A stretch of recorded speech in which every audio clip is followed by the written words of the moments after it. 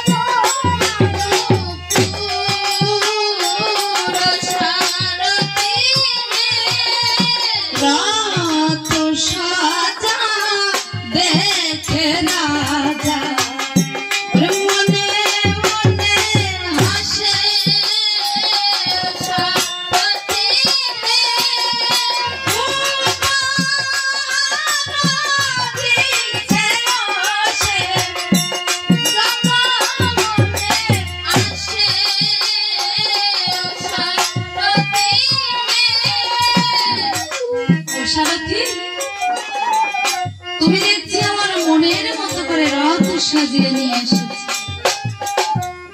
এবার আমার বানের মন্দির থেকে বান নিয়ে এসো।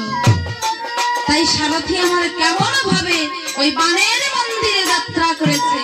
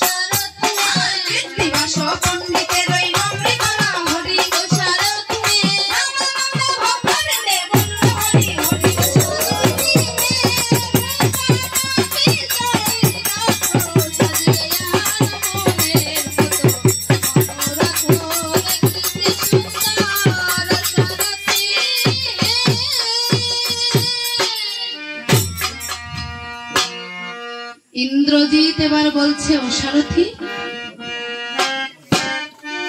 তুমি এই রাজখানা ওই রণক্ষেত্রের দিকে নিয়ে চলো। সারথি আমার একটু একটু করে এগিয়ে যাচ্ছে রণক্ষেত্রের দিকে।